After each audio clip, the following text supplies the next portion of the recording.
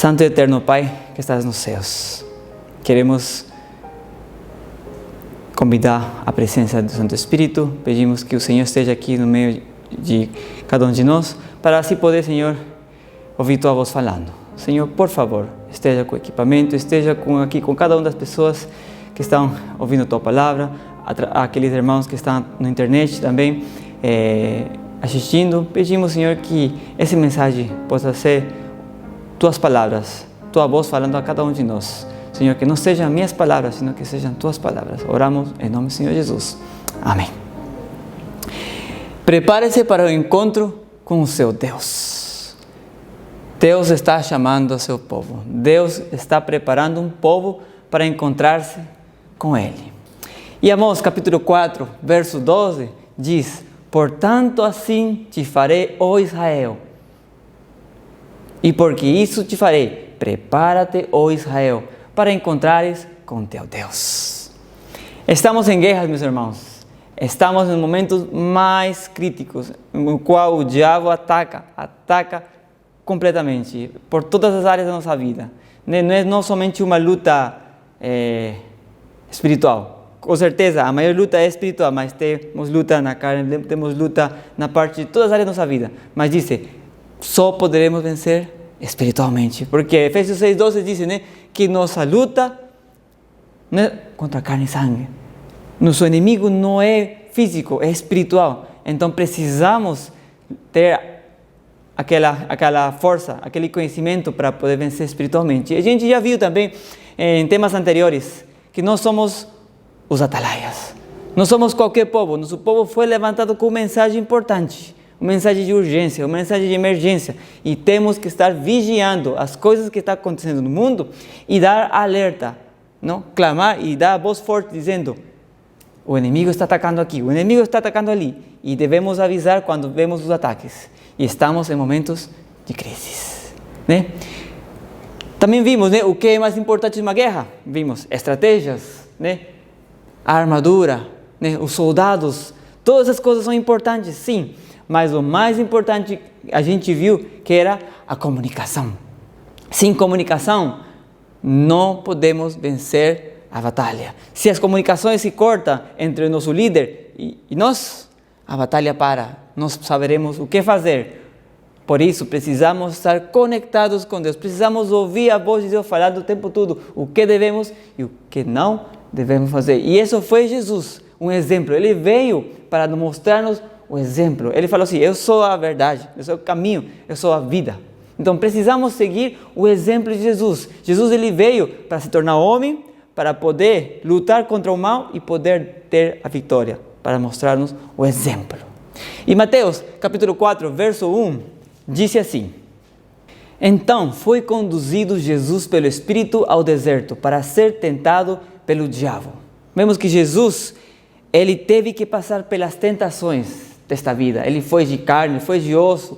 Ele passou pelo que você e eu estamos passando agora. E ele sofreu, disse, as maiores e grandes tentações que o homem teria que passar. Dizem conselhos sobre regime alimentar. No deserto da tentação, Cristo defrontou as grandes tentações principais que assaltariam os homens. Ali enfrentou sozinho o inimigo astuto e sutil, vencendo-o. A primeira grande tentação teve que ver com o apetite. A gente já viu isso, o tema anterior. E hoje vamos ver a segunda tentação, que é a presunção. E tem uma terceira tentação, que é o amor ao mundo. As três grandes tentações que Jesus teve que passar, ele teve que vencer por você e por mim. Se nós vemos no original, Ellen G. White usa a palavra presumption. Lembre-se dessa palavra, Em espanhol também usa presunção, porque a gente vai ver depois, a palavra presunção. Continuemos lendo. Mateus capítulo 4, versículo 5 ao 7. Então o diabo o levou à cidade santa, colocou-o sobre o pináculo do templo e lhe disse: se és filho de Deus, atira-te abaixo, porque está escrito: a seus anjos ordenará a teu respeito que te guardem, e eles te sustentarão nas suas mãos, para não tropeçares em alguma pedra. Respondeu-lhe Jesus: também está escrito: não tentarás o Senhor teu Deus. Aqui vemos Satanás, ele cita a palavra de Deus, ele cita o que está escrito, mas torcida. Ele tirou um pedaço da palavra de Deus. E esse é um dos grandes ataques de Satanás também. Ele tentar torcer a palavra de Deus, ou apagar um pedaço para a gente não entender todo o contexto completo. Isso é algo muito importante, né? Que nós precisamos entender. Mas Ellen G. White, ela também dá uns detalhes mais profundos com respeito a esta segunda tentação, que hoje a gente vai ver. E é o pecado da presunção. Mas antes de ver o que é o pecado da presunção, precisamos ver também um pouquinho o que é fé. Porque fé e presunção têm uma certa relação. São opostas. E vamos ver isso agora. Desejados de todas as nações. Diz assim: mas a fé não é de maneira nenhuma aliada à presunção. Vemos aqui, a fé e a presunção não estão aliadas. E diz assim: somente o que tem verdadeira fé está garantido contra a presunção. Ou seja, se eu tenho a verdadeira fé, estou protegido, estou guardado contra a presunção. Porque a presunção é a falsificação da fé operada por Satanás. Ou seja, a falsa fé vem de Satanás. Se eu tenho a verdadeira fé, vem de Deus. Mas também tem uma falsa fé. E temos que ter muito cuidado, porque talvez possamos estar professando uma falsa fé. Porque diz, a fé verdadeira, aquela fé, a fé reclama as promessas de Deus e produz frutos de obediência. Jesus foi obediente toda a vida para o Pai, para os pais dele aqui na terra, né? Ele mostrou o exemplo. Mas também a presunção também reclama as promessas, mas serve-se delas como fez Satanás para desculpar a transgressão. Né? Usa a palavra de Deus com um motivo para poder fazer outras coisas à sua própria conveniência. E isso é muito perigoso, porque nós podemos estar dizendo: eu sou cristão, eu creio em Jesus, mas eu posso talvez me desculpar e estar, né, desobedecendo, porque talvez tenha um motivo bom. Por exemplo, umas mentiras brancas. Quantos já temos ouvido mentiras brancas, né? Que alguém me pede para mentir, para poder ajudar, para poder cobrir alguém, mas isso é muito perigoso. A Bíblia diz: pelos seus frutos os conhecereis. Né? Sigue dizendo: a fé teria levado nossos primeiros pais a confiar no amor de Deus e obedecer-lhe aos mandamentos. Nossos primeiros pais, eles foram tentados pelo apetite, mas também foram tentados se eles tinham fé, se eles confiavam nas promessas, nas palavras de Deus ou não. E eles falharam nessa prova, porque a presunção os levou a transgredir-lhe a lei, crendo que seu grande amor os salvaria da consequência do pecado. Deus é amor, Deus me ama, então Deus vai perdoar meu pecado sim. Pensaram, mas sempre tem consequências. Eles perderam aquele grande e precioso privilégio de estar no Éden. Deus perdoou? Sim, mas sempre tem consequências. Nós podemos fazer coisas, sim, e aparentemente, se Deus vai perdoar meu pecado, sim, mas é uma presunção, porque vai ter consequências.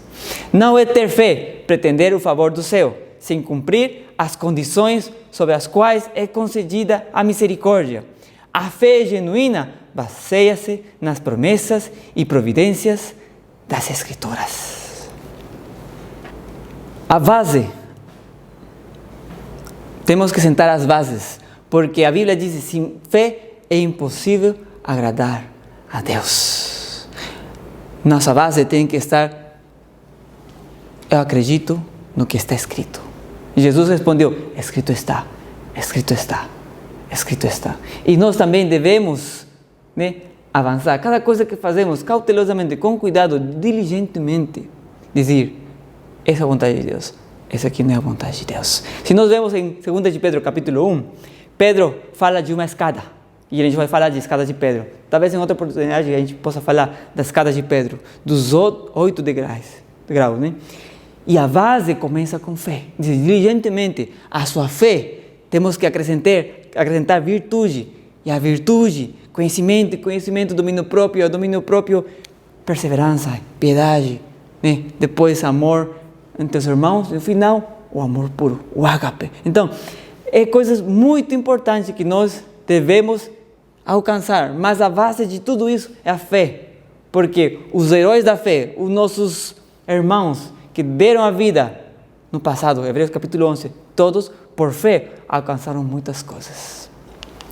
Romanos capítulo 14, verso 23 diz: e tudo o que não provém de fé é pecado. Ou seja, se eu não faço acreditando que Deus mandou, e mesmo que eu não entenda, mesmo não sei por que está passando, eu duvido disso, estou cometendo um grave erro, porque estou desonrando as promessas de Deus. Não temos como agradar a Deus se não fazemos as coisas com fé. A base de todo cristão é a fé. Muitas vezes, quando Satanás falhou em incitar desconfiança, consegue êxito em nos levar à presunção. Vemos que aqui, para poder chegar na presunção, o primeiro passo que Satanás gera é desconfiança. E isso foi o que aconteceu com Eva, Foi a palavra da serpente contra a palavra de Deus. E Satanás sugeriu certas palavras sutilmente para desconfiar nas palavras de Deus. E assim conseguiu levá-los à presunção. Se consegue se pôr-nos desnecessariamente no caminho da tentação, porque sabe que aí terá a vitória. Deus há de guardar todos quantos andam no caminho da obediência. Deus protege aqueles que estão na obediência, aqueles que estão no caminho, na palavra de Deus, baseados por fé. No escrito está, Deus vai proteger eles. Mas se nos apartamos dela, porém, é arriscar-se no terreno de Satanás. E aí cairemos, por certo, aqui diz Ellen G. White, por certo vai cair. Está dando certeza, vai cair. Se nos apartarmos do escrito está, vamos cair. O Salvador nos ordena, e aqui vem a ordem de Deus: vigiai e orai, para que não entreis em tentação. Aqui podemos ver então que a estratégia de Satanás é fazer-nos pensar, não é necessário fazer tudo isso que Deus mandou, faça de qualquer jeito, faça mais ou menos, faça o que você puder, Mas será que isso é o que Deus importa? O fim justifica os meios? Será que isso é o que importa? Os atalaias, devemos vigiar, devemos estar orando para que não entremos em tentação e temos que estar com fé plena na palavra de Deus. Hoje vamos ver duas histórias para a gente poder entender este ponto da presunção. Duas histórias que estão conectadas uma com a outra, mas através destes dois personagens vamos a entender grandes lições. A história de Uza e a história de Obed-Edom. Diz: cuidado com as orientações de Deus. Cuidado com os detalhes que Deus fala. Cuidado com o que Deus nos deixou na palavra. Porque ela pode ser de bênção ou ela pode ser maldição. Vamos ver a história. Mas antes disso, vamos ler um verso.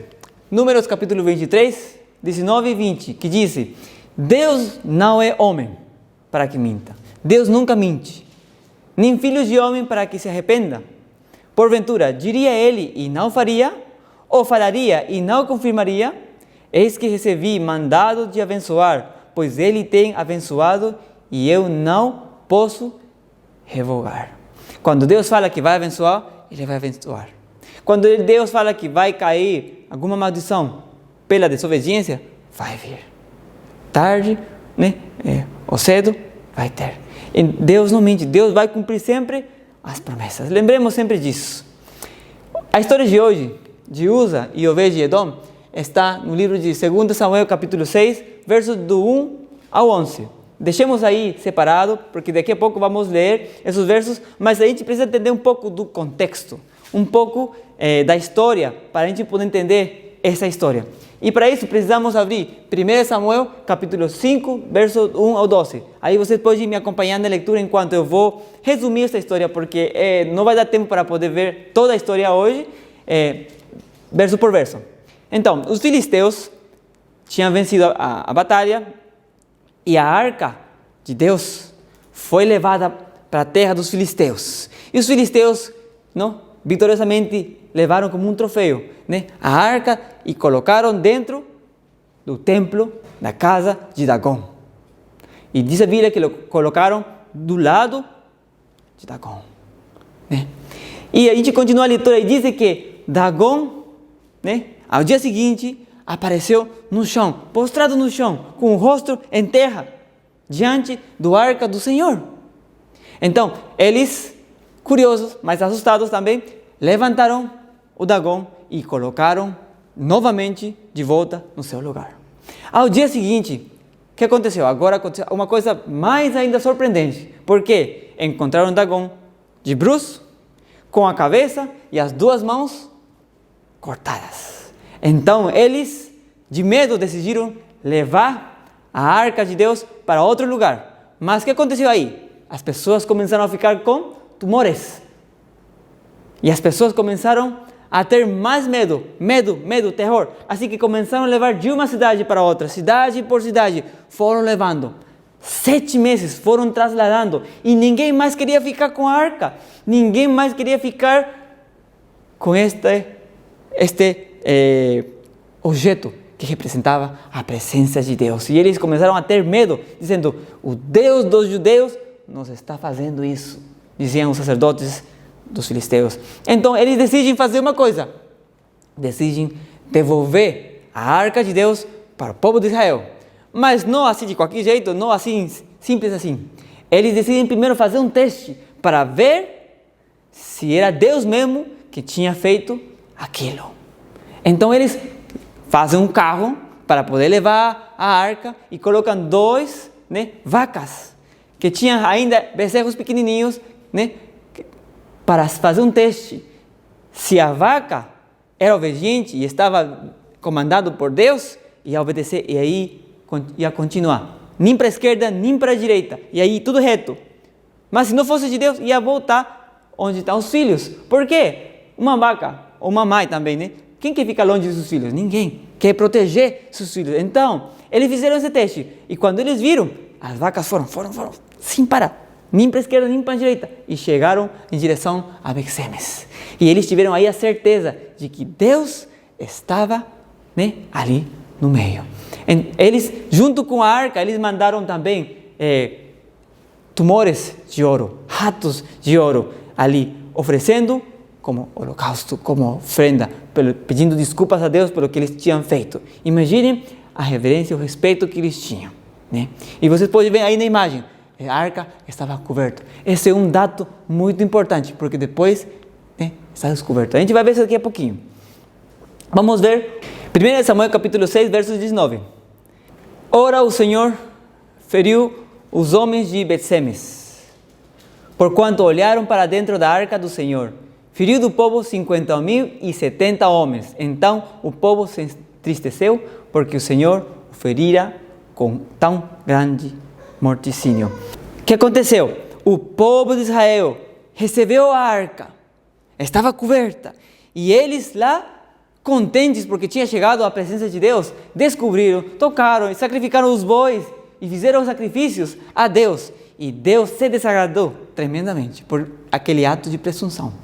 E morreram 50.070 homens. Não foram 70 homens. Talvez algumas versões dizem 70 homens. Pode aí corrigir. 50.070. Vocês podem ver na versão em inglês, King James, também em espanhol, 50.070 homens. E o Espírito profecia também confere isso aqui. Vamos ler. Os homens de Betsemes estavam curiosos por saber que grande poder havia na arca, que a levou a operar coisas tão maravilhosas. Olhavam para a arca apenas como sendo poderosa e não acreditavam no poder de Deus. Ninguém, exceto os homens sagradamente designados para este propósito, podia olhar para a arca descoberta sem seres mortos, pois era como se olhassem para o próprio Deus. Vemos aqui os homens de Betsemes, né? Eles fizeram uma ousadia tremenda de olhar a Deus cara a cara. Lembra-se que quando Moisés falou para Deus: deixa-me olhar seu rosto, e fala assim: não tem homem que olha e morra. e não morra, né? E eles fizeram esse ato de presunção. E diz, como as pessoas satisfazem sua curiosidade e abrissem a arca para contemplar seu sagrado recesso, coisa que os pagãos idólatras não ousaram fazer. Os homens dos filisteus não fizeram, mantiveram tal e como estava, o respeito que tinham, o medo que tinham pela presença de Deus. Então, os anjos que atendiam a arca, que protegiam a arca, mataram cerca de 50.000 pessoas. Deus é um Deus que cumpre. Quando alguma coisa é proibida e o povo sabe que não deve fazer, tem um castigo. E todo aquele povo, não era 70, era 50.000, 70 morreram pela arrogância, pela presunção. Sabia que não podia fazer, foram teimosos e lá fizeram uma coisa que não podia. Agora, o povo pagão, eles poderiam ter olhado lá dentro e não teriam morrido, porque não sabiam. Mas mesmo assim foram mais respeitosos que o próprio povo de Deus. Vamos continuar? Continuemos com a história. Então a arca, depois todo mundo ficou com medo. Nossa, o Senhor está bravo. Essa arca é muito, muito perigosa. Então levaram a arca do Senhor para a casa de um homem chamado Abinadab. Ele era um levita. Era aqueles que cuidavam os instrumentos, as coisas do santuário. E ficou na casa de Abinadab. Por quanto tempo? 20 anos. 20 anos, meus irmãos. E lembre-se disso hoje. A casa de Abinadab ficou com a presença de Deus por 20 anos. Isso é muito importante lembrar. Quantos de vocês têm na sua casa por 20 anos na presença de Deus? Por quantos dizemos, eu tenho servido ao Senhor por 20 anos? Lembre-se, essas perguntas, a própria palavra de Deus vai responder. Não sou eu, mas são pontos chaves. Depois a gente vai entender. Agora, se vamos na leitura de hoje. 2 Samuel capítulo 6, verso 1 em diante. Tornou Davi a juntar todos os escolhidos de Israel, em número de 30.000, dispôs-se e com todo o povo que tinha consigo partiu para Baala de Judá, para levarem de lá para cima a arca de Deus, sobre o qual se invoca o nome do Senhor dos exércitos, que se assenta acima dos querubins. Tinha passado os 20 anos e agora Davi decide levar a arca para a cidade de Davi. Pontos importantes aqui. Para levarem a arca de Deus, sobre a qual se invoca o nome do Senhor dos exércitos. O arca, nesse lugar, estava aqui. A presença de Deus, a Shekinah. Nós não invocamos hoje a presença de Deus aqui? A Shekinah. Deus está aqui conosco. Então, imaginemos a reverência, o respeito, a solenidade que temos que ter quando estamos na frente do Senhor. Porque Davi não entendia disso e Deus quis dar uma lição pública, não somente para Davi, para todo o povo, porque o povo estava aí olhando isso, seguindo, era mais de 30.000. Vamos continuar com a leitura.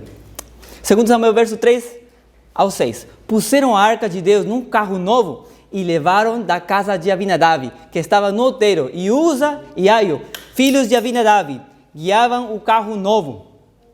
Levaram-no com a arca de Deus, da casa de Abinadab, que estava no outeiro, e Aio ia adiante da arca. Davi e toda a casa de Israel alegravam-se perante o Senhor, com toda a sorte de instrumentos de pau, de faia, com harpas, saltérios, com tamborins, pandeiros e com símbolos. Imagina-se, estava todo o povo aí. E levaram a arca da casa de Abinadab. Lembra-se de Abinadab, né? Aquela arca que ficou na casa dele por 20 anos. Agora, Abinadab e os filhos dele, que eram levitas, colocaram onde a arca? Num carro novo. Aqui aparece o primeiro erro, meus irmãos. Coloquei de rosa para vocês verem. Eles não podiam colocar o carro, a arca de Deus, em cima de um carro. Tinha que ser levado como?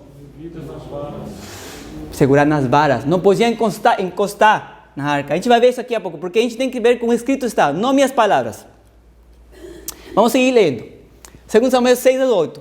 Quando chegaram à era de Nacon, estendeu Uza a mão à arca de Deus e a segurou, porque os bois tropeçaram. Então, a ira do Senhor se acendeu contra Uza e Deus o feriu ali por esta irreverência.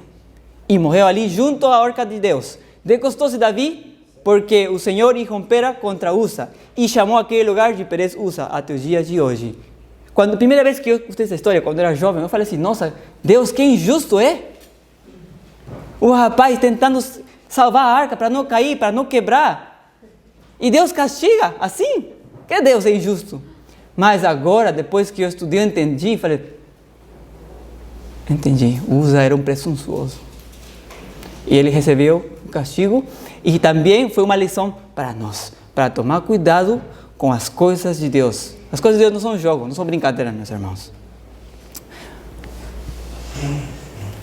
Verso 9 a 11.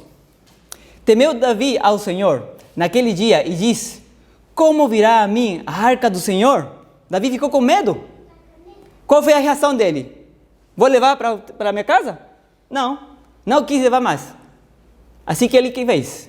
Fez levar a arca para a casa de quem? Obed-edom, o geteu. E ficou na arca do Senhor, na casa de Obed-edom. Quanto tempo? 3 meses. E o que aconteceu nesses 3 meses? O Senhor o abençoou e a toda sua casa. Me pergunta hoje para meus irmãos, quantos querem ser como Obed-edom? Receber a presença do Senhor e em questão de 3 meses ser abençoado, eu e a minha casa. Mas precisamos entender quem era Obed-edom. Porque senão podemos ser como Usa e ter a presença do Senhor por quanto tempo? 20 anos e não acontece nada. O tempo na igreja de antiguidade não me faz melhor. Se eu de verdade sou um verdadeiro adorador, se eu sou temente, se eu sou respeitoso, se eu sigo as indicações de Deus, em curto tempo Deus vai fazer grandes coisas. Mas depende se a gente for cuidadoso com os detalhes que Deus dá. Agora sim, vamos ver os detalhes. Que interessante agora entender quem era Obed-edom e quem Usa. Queremos saber ou não? Sim, né? Temos tempo? Sim. Ok, então eu vou baixar um pouquinho a velocidade porque eu estava correndo para mim poder dar o tempo, né? Ok, por que Obed-edom então foi abençoado? Porque precisamos entender isso, né? Mas também precisamos entender por que Usa morreu. Essas 2 perguntas. Eu vou primeiro começar com a ruim e terminar com uma boa. Porque a gente tem que sair com, né, as melhores coisas, né? Vamos ver. Números, capítulo 1, versos 50 e 51. Mas tu, põe os levitas sobre o tabernáculo do testemunho. Quem ficava sobre o santuário? Quem cuidava do santuário? Os levitas. Todos os utensílios a eles pertencem. Eles levarão ao tabernáculo todos os utensílios, né? E eles administrarão. Mas, que diz embaixo? E o estranho que se chegar, morrerá. Só os levitas podiam cuidar das partes do santuário. Mas Deus é um Deus muito detalhista, sabe por quê? Porque Ele separou por filhos. Tinha os filhos de Arão, tinha os filhos de Coate, tinha os filhos de Merari, tinha os filhos de Gerson, e assim tinha vários filhos. E cada filho tinha uma responsabilidade específica. Deus é um Deus detalhista. E os filhos de Arão, eles que faziam? Eles faziam aqueles rituais, né? Aquelas cerimônias oficiais. Eles estavam em contato direto com a presença de Deus. Eram os únicos que podiam tocar os instrumentos do santuário. E depois que eles cobriam, ia viajar ou ir para outro lugar, vinham os filhos de Coate e levavam. Eles eram os que transportavam os instrumentos do santuário. Mas também tinham outros filhos. Mira o que diz aqui. Os filhos de Coate virão para levá-lo, mas no santuário não tocarão para que não morram. Este é o cargo dos filhos de Coate. Então, qual é a condição dos filhos de Coate? Transportar os instrumentos e eles não podiam tocar. Sigamos na leitura. Os príncipes do povo de Israel, eles doaram para a casa do Senhor carros e bois para transportar, né, os instrumentos, as coisas do santuário. E cada filho, cada povo, cada família, né, dos levitas receberam segundo o ministério que eles tinham. E vamos ver qual foi a distribuição. Moisés tomou os carros e os bois e os deu aos levitas. 2 carros e 4 bois deu aos filhos de Gerson. 4 carros e 8 bois aos filhos de Merari. Mas aos filhos de Coate, quantos deu? Nada. Porquanto o seu cargo estava o santuário, os instrumentos, né? E tinham que levar o quê? Tinham que levar nos ombros.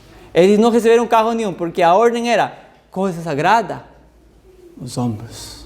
Coisas comuns, no carro. Os filhos de Merari, os filhos de Gerson levavam que coisas? As tábuas, as cortinas, as tendas, né? As colunas, as vases, coisas que eram comuns. Mas os instrumentos sagrados nos ombros. E Deus aqui dá uma lição bem clara, meus irmãos. Não podemos misturar o que é sagrado com comum. O comum é comum, sagrado é sagrado.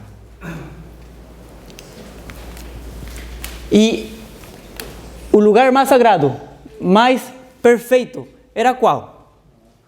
No lugar santíssimo, onde estava a presença de Deus. O que tinha ali dentro? A arca. E dentro da arca, que tinha? A palavra de Deus, 10 mandamentos, especificamente a lei de Deus, que era o caráter de Deus. O maná, né? Maná e a vara de Arão, que representa tudo a quê? A Deus. Quem é Deus? Quando a gente tem a Deus no nosso lar, se a gente convida a presença de Deus, estamos convidando essa arca. E como deve ser nossa atitude, nosso louvor, nossa adoração quando estamos frente a Deus? Igual quando eles estavam dentro do santuário. Diz o Espírito de Profecia, patriarcas e profetas: os sacerdotes deviam cobrir a arca, e então os coatitas deviam carregá-la pelas hastes, as quais eram colocadas em argolas de cada lado da arca, e nunca se removiam. Os gersonitas, meraritas, que tinham a seu cargo as cortinas e as tábuas e as colunas do tabernáculo, Moisés deu carros e bois para transportar daquilo que lhes era confiado. Mas aos filhos de Coate nada deu, porquanto a seu cargo estava o santuário e o levavam nos ombros. Já estamos começando a entender, então, qual foi o pecado de Uza. A sorte de Uza foi um juízo divino pela violação de um mandato explícito. Quando Deus dá um mandato explícito, claro, não tem outra opção, é isso ou é isso, e a gente viola esse mandamento, estamos fazendo a mesma coisa que Uza fez. Presunção. Por meio de Moisés, o Senhor dera instrução especial com relação aos transportes da arca. Antes de trabalhar no santuário, tudo levita, eles estudavam, eles sabiam o que devia e não devia fazer. Sim ou não? Sim. Então, eles eram cientes. Me pergunta, os filisteus sabiam que podia ou não podia levar a arca num carrinho? Não. Eles fizeram o melhor que acharam no conhecimento deles. E Deus julgou isso e achou mal? Aceitou a oferta deles e não aconteceu nada com eles. Mas olhem como acontece com o povo de Deus. O conhecimento julga Deus a cada um de acordo com o conhecimento, meus irmãos. Ninguém, a não ser o sacerdote descendente de Arão, devia tocá-lo, ou mesmo olhar para ela, estando descoberta. O povo lá em Betsemes, eles descobriram e olharam lá dentro. Algo que nem os filisteus fizeram. Os filisteus deixaram coberto e ficou o tempo todo 6 meses lá coberto. Enquanto o povo foi presunçoso. A instrução divina era: os filhos de Coate virão para levá-lo, mas no santuário não tocarão, para que não morram. E assim, no trazer a arca de Kiriat Jearim, houve uma desatenção direta e indesculpável às determinações do Senhor. Não, essas palavras eram para aquele contexto, era para aquela época. O que Deus falou era para aqueles dias. Nos dias não, agora tem mais carros, que naquela época eram pouquinhos carros, eram 6 carros. Então, para os Coates não tinha carros, por isso que tiveram que levar nos ombros. Mas agora que tem um monte de carros, a gente pode usar carro. Imagine. Os filisteus que não tinham conhecimento da lei de Deus haviam colocado a arca num carro quando devolveram a Israel. E o Senhor aceitou o esforço que fizeram. Mas os israelitas tinham em suas mãos uma declaração compreensível da vontade de Deus em todas as questões. E sua negligência a tais instruções desonrava a Deus. Quando nós desonramos a Deus? Quando eu tenho uma compreensão clara da vontade de Deus e mesmo assim não obedeço. Nós compreendemos a vontade de Deus? Sim, a vontade de Deus é bem clara. Vamos ler. Está escrito na palavra dele. Romanos 12:2. E não vos conformeis com este século, mas transformai-vos pela renovação da vossa mente, para que experimenteis qual seja a boa, agradável e perfeita vontade de Deus. Se lembra no trimestre passado? Não sigam os padrões deste mundo, não vivam como este mundo viva, não falem como este mundo fala, não comam como este mundo come, não vivam como este mundo viva, porque somos um povo diferente, temos que transformar-nos pela contemplação. Mas sigue dizendo, Tessalonicenses capítulo 4, verso 3, pois esta é a vontade de Deus. Qual é a vontade de Deus? A nossa santificação, que nos hasteamos, que vos hasteais da prostituição, e que cada um de vós saiba possuir o próprio corpo em santificação e honra. Eu tenho que honrar a Deus com o meu corpo. Eu não posso me contaminar com o que o diabo tem criado ali. Apocalipse, no próximo trimestre vamos falar dos 3 mensagens. E Apocalipse fala da Babilônia, da prostituta. Para Meretriz? Português? Sim? Meretriz. Sim. Quem é? Quem está por trás? Satanás está por trás. E diz, tudo que veio do diabo, abstenha-se, aparte-se, porque vocês precisam se santificar, separar, ficar especialmente para mim.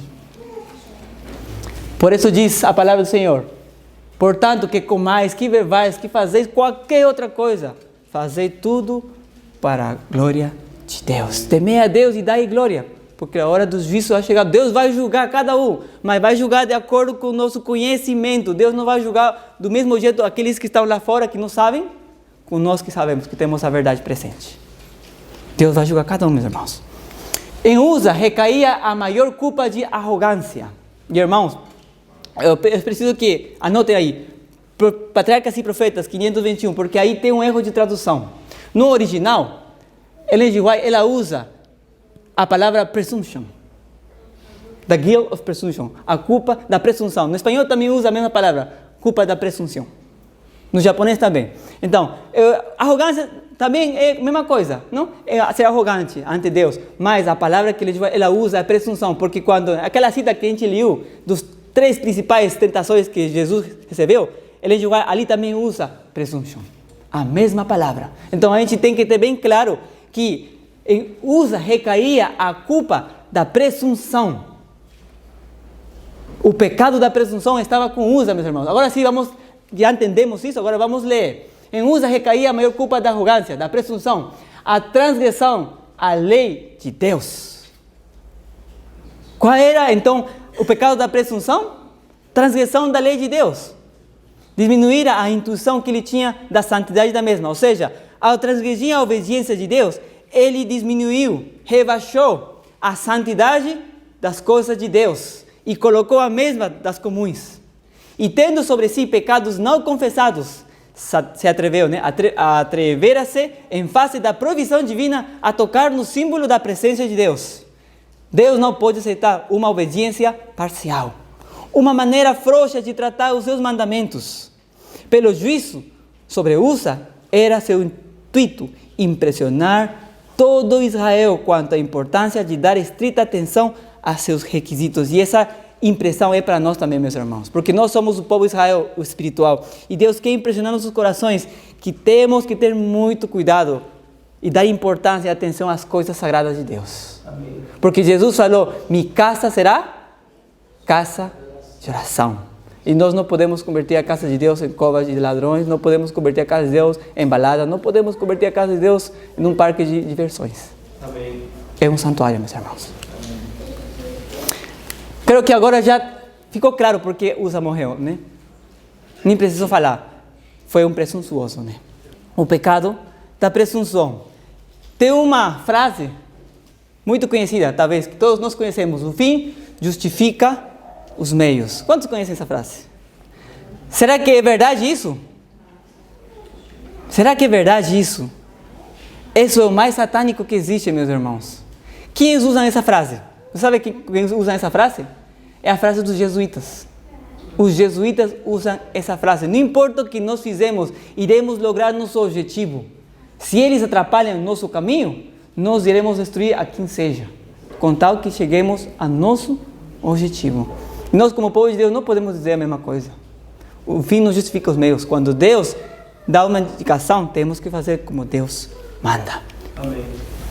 Encho-me de tristeza quando penso em nossa condição como um povo. O Senhor não nos cerrou ao céu, mas nosso próprio procedimento de constante apostasia nos separou de Deus. O povo de Deus, dentro, a apostasia está entrando, meus irmãos. Eu não vou dizer que o povo está apostatado, não. Mas está entrando a apostasia no povo, sim. O orgulho, a cobiça, o amor do mundo tem habitado no coração sem temor de ser banidos ou condenados. Pecados graves e presunçosos têm habitado entre nós. E, no entanto, a opinião geral é que a igreja está florescendo, a igreja está crescendo. É que paz e prosperidade espiritual se encontrarem em todas as fronteiras. Mas diz aqui, a igreja deixou de seguir a Cristo, seu guia, e está constantemente fazendo o quê? Retrocedendo junto a Egito. Irmãos, estamos indo para Canaã celestial? Foi fácil para o povo de Israel passar o deserto? Não foi fácil. Muitos quiseram voltar. E o que aconteceu com aqueles que quiseram voltar? Ficaram. Chegaram na terra prometida? Não. Somente aqueles que não foram presunçosos, que tiveram fé de verdade. Porque lembre-se, foram 12 espiões. Quantos foram presunçosos? 10. Não acreditaram, tiveram uma fé falsa. Não acreditaram no poder de Deus, porque Deus falou, vocês vão lá e vão. Mas Josué e Caleb falaram assim, a gente pode sim, porque a gente tem um Deus que todo pode. E nós hoje temos um Deus, o mesmo Deus, não é o mesmo Deus? E vai levar um povo para Canaã celestial. Estamos nas portas, meus irmãos. Mas para isso, nós temos que tomar muito cuidado com a presunção, meus irmãos. O desejo de uma religião fácil, que não exige esforço, renúncia, nem ruptura com as loucuras do mundo, tem tornado popular a doutrina da fé. Você vê lá fora, tem centos de milhares de igrejas. Uma fé fácil, uma fé que não precisa fazer nada, sem obras. Da fé, somente, pela graça. O testemunho da palavra de Deus é contra esta perigosa doutrina da fé, sem obras. Não é fé pretender o favor do céu sem cumprir as condições necessárias para que a graça seja concedida. Ou seja, eu quero receber a graça, eu preciso ter fé. E o fruto da minha fé vai produzir bom fruto. Se eu planto uma semente de laranjas, vai dar um pé e vai dar frutos de laranja, não vai dar maçã. Não vai dar abacaxi. O que eu plantar vai dar. Então, se eu tenho fé, eu vou seguir de acordo com o que Deus plantou e vai dar os frutos. Mas se eu tenho uma fé falsa, vai dar falsos frutos. Pois que a fé genuína se fundamenta, uma vez mais, em onde? Nas promessas e na palavra de Deus. Fé, meus irmãos, é seguir de olho fechado e acreditar nas promessas de Deus. E fala assim, mesmo que todo mundo esteja em contra, mesmo que minha família esteja em contra, mesmo que meus vizinhos achem eu de louco, eu vou seguir. Porque o homem natural não entende as coisas espirituais. Para ele parecem que? Loucura. Assim que precisamos ser espirituais, meu irmão, não tem outra opção. Agora sim, vem a parte boa. Quantos querem saber? Por que o Obed-Edom foi abençoado? Porque chega nele, irmão, né? Agora, eu não quero ser um uso, eu não vou ser um uso, eu não vou ser um presunçoso. Eu quero receber a bênção de Obed-Edom. Amém? Amém? Amém. Porque isso nós que temos que focar-nos, em Obed-Edom. Por que Obed-Edom foi abençoado? Eu tentei resumir um pouquinho, porque senão não dá tempo. Mas a vida de Obed-Edom, se vocês estudam e pesquisam, é um homem que foi sumamente abençoado até a 3ª geração. Filhos fiéis. Uma tremenda história dele. Bom, quem foi Obed-Edom então? Vamos ver no dicionário judaico, Jewish Encyclopedia, diz: Obed-Edom, Giteu, para cuja casa a arca foi levada quando removida da casa de Abinadab em Gibeá. Permaneceu com Obed-Edom 3 meses antes de ser levado para a cidade de Davi. E Deus abençoou Obed-Edom em tudo a sua casa, que a gente já viu, né? Obed-Edom foi abençoado em todo. Todos conhecem por isso, porque foi um homem que teve a presença de Deus na sua casa por 3 meses e foi abençoado, e acabou a história. Mas, vocês sabem o que significa o nome Obed-Edom? É interessante o nome dele. Disse, seu nome é interpretado assim, Obed, o servo que honra a Deus da maneira certa. O fim justifica os meios? Não. Tem a maneira certa, tem o jeito certo que Deus quer ser adorado. E Obed-Edom era um quê? Um servo de Deus. Nós fomos chamados para ser servos de Deus, mas para honrá-lo a Deus, do jeito que Deus quer, da maneira que Deus quer.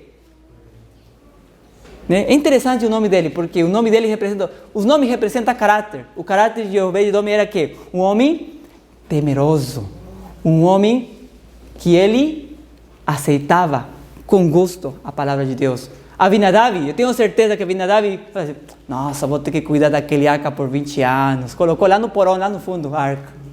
Os filhos não guardaram respeito. Ficava mexendo seguramente. Já quantas vezes deveria ter tocado na arca? Você acha que o Uza nunca tocou? No escondidinho onde ninguém vê? Talvez ele teria tocado. Mas aí Deus não ia dar lição para nenhum. Ia morrer e ninguém ia saber. O ato de presunção no público, para chegar no público, eu tenho que começar onde? No lar. O pai teve um grande erro, meus irmãos. E temos que ter muito cuidado como sacerdotes de lar, ensinar nossos filhos a ser respeitosos nas coisas de Deus. Amém. Mas Obed-Edom, embora se regozijasse com temor, acolheu gratamente o símbolo sagrado. Imagine-se, primeiro teve que? Temor, admiração, respeito pelo que Deus estava vindo na sua casa. E acolheu, deu a bênção. Quando você acolhe algo, quando você recebe algo, uma visita, você manda lá no porão? Você onde manda? O melhor lugar, o guest room, o quarto de visitas. Aqui, Senhor, seu quarto, para você, um lugar importante. Com a garantia do favor de Deus, aos obedientes, dizem, Ele tinha, no seu coração, sabia que se eu sou fiel a Deus, não vai acontecer comigo o que aconteceu com Uza.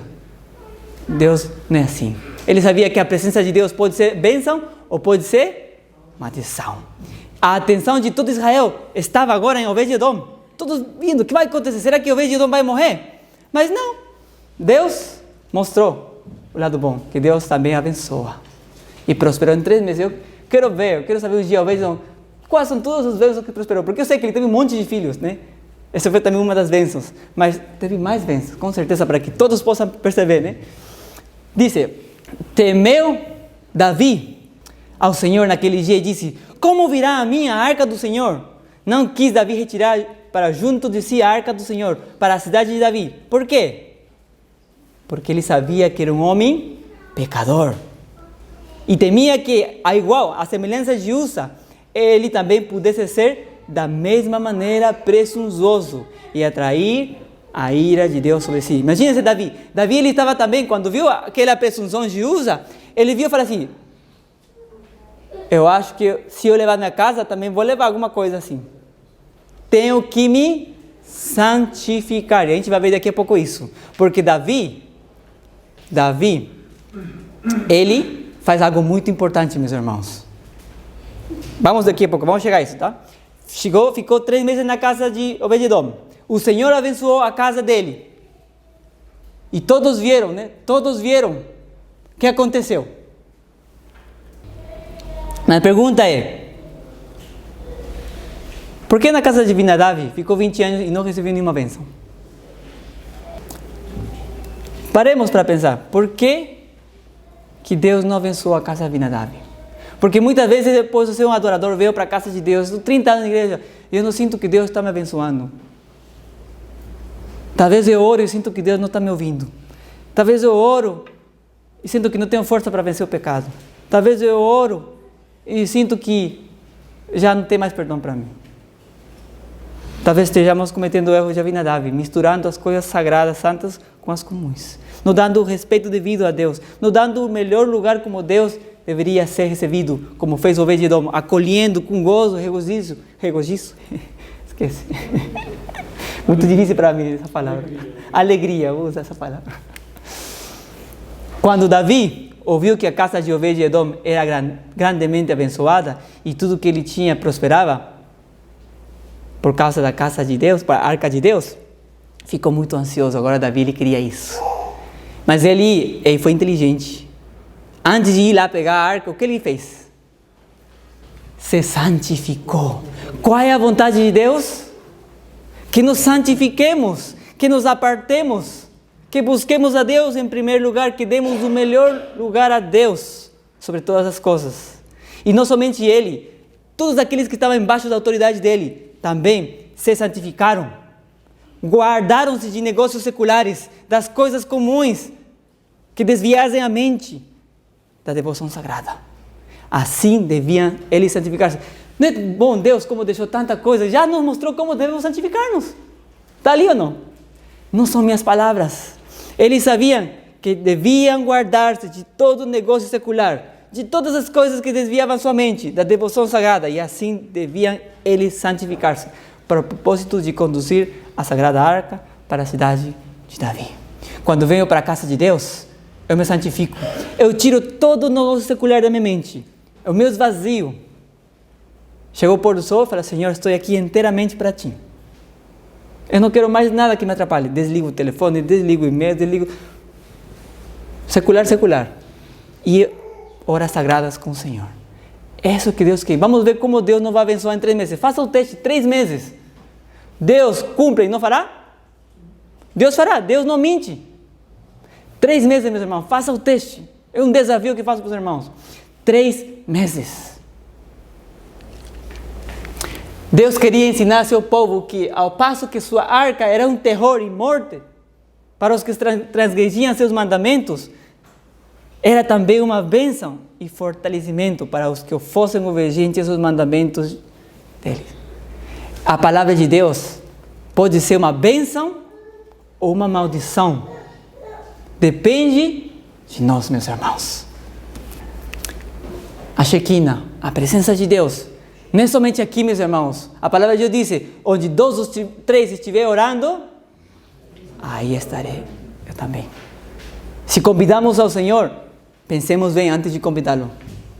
Porque estamos convidando ao Rei de Reis, Senhor de Senhores, o Senhor onipotente. E temos que preparar-nos para recebê-lo em qualquer momento. A presença de Deus é importante. Por que o Obed-edom foi abençoado então? Porque ele recebeu a Jesus, a Deus, com gozo. Porque ele foi respeituoso, não foi presunçoso. Ele seguiu com fé, acreditando nas promessas de Deus. Dizendo: se eu sigo tal e qual Deus mandou, nada de mal vai acontecer, Deus vai abençoar. E com fé, foi cumprido isso, e ele foi abençoado. O que você tem no centro da sua casa? O que você tem no centro da sua vida? O que você tem no centro do seu coração? O que reina? Será que nós estamos com as portas abertas dia a dia? Senhor, vem e entra no meu coração, habita em mim. Será que cada dia que eu faço um negócio, Senhor Jesus, vamos juntos fazer aquela obra, aquele trabalho, aquele serviço? Quando eu faço o melhor representando a Jesus porque eu sou um filho de Deus, ou faço de qualquer jeito? Deus gosta que fazemos as coisas certas. Porque os japoneses e os chineses são conhecidos diferentes. Os chineses são conhecidos como o quê? Produto chinês é conhecido como o quê? Descartável, usa uma vez e já estraga rápido. Produto japonês, conhecido como o quê? Dura bastante. Onde está a diferença? No produto? Nos que fizeram o produto. Irmão, quando fazemos para Deus, façamos o melhor. Para que façamos uma distinção. Somos o povo de Deus. E façamos nosso limite, porque tem coisas que às vezes não podemos fazer mais do meu limite. Mas Deus é fiel. Deus vê ter capacidade. Por isso que Deus dá talentos. Alguns 5, alguns 2, alguns 1. Mas dentro do que nós somos, façamos o que podemos. E o Senhor vai fazer: bom servo fiel. Você for fiel no pouco, será fiel no muito. Agora vou te acrescentar mais talento, mais dom. Porque Deus quer nos acrescentar. Mas o problema é que nosso coração é pequenininho. Nosso coração, às vezes, queremos ficar assim. Mas temos que abrir, soltar, irmãos, as bênçãos de Deus. Temos que soltar as palavras de Deus. Tudo aquele amor que Deus quer nos dar. Porque Deus quer abençoar seus filhos. Deus não quer amaldiçoar. Mas Deus, às vezes, por amor, nos dá lições, assim como a usa. Quantos homens presunçosos tem na casa de Deus? Tem um monte. Deus manda assim? Não, porque já deu uma lição. Já está clara a lição. Mas Deus no coração sofre quando vê filhos que não são respeitosos. Jesus está chamando, meus irmãos. Jesus está à porta nos chamando. Ele quer entrar. Ele quer fazer grandes maravilhas e grandes bênçãos. Mas para isso, Cada lar tem que ser uma igreja. Nós temos que dizer: eu e a minha casa serviremos ao Senhor. Mesmo que seja casal, mesmo que seja solteiro, mesmo que seja o que seja que for, Senhor, venha habitar-me, venha mostrar a tua boa vontade. Me transforme, eu quero ser santificado especialmente para ti, porque santificação não é sem pecado. Santificação é apartado, separado especialmente para Deus. Eu vou caminhar com Deus e Deus me vai ajudar a ter vitória tras vitória. Amém. Cristianismo de verdade, santificação é dia a dia, pela eternidade. Que o Senhor nos abençoe, meus irmãos, e que hoje possamos sair daqui com esse pensamento: eu quero ser como Obed-Edom. Não sei se vocês alguns gostaram da história de Obed-Edom, que possamos ser como ele. E se temos filhos, juntos ensinamos esse exemplo do amor e respeito a nosso Deus. Convido a todos os irmãos a ficar em pé, fazer uma pequena oração antes de louvar nosso Deus. Oremos. Grandioso Pai, Senhor, que está nos céus. Senhor, agradecemos porque o Senhor é um Deus tão maravilhoso, que deixou tanta luz, tanta verdade, porque o Senhor quer abençoar o teu povo. Senhor, nós queremos receber essas bênçãos de Obed-Edom, mas para isso, Senhor, precisamos nos santificar, precisamos nos afastarmos daquela falsa fé que Satanás quer colocar, uma fé sem obras morta. Por favor, Senhor, coloque o seu amor, a sua verdadeira fé em nossa mente, no seu coração, para que assim possamos ser obedientes, porque essa obediência não vem das nossas forças, só vem de Jesus Cristo, porque Ele é o único que nos pode habilitar a ter todas as forças. Por favor, Senhor, que eu e minha casa possamos servir ao Senhor, que aqui sejamos servos teus, porque o Obed-Edom é um servo que honrava a Deus, e que nós possamos ser servos que honram a Deus e que Deus se agrada de ver seus filhos assim. Amém. Por favor, Senhor, abençoe a tua casa e abençoe a todos aqueles irmãos que estarão vendo também pela internet, que eles possam, Senhor, ser abençoados por tua palavra, Senhor. Amém. Obrigado por tudo isso, oramos em nome do Senhor Jesus. Amém, Senhor. Amém.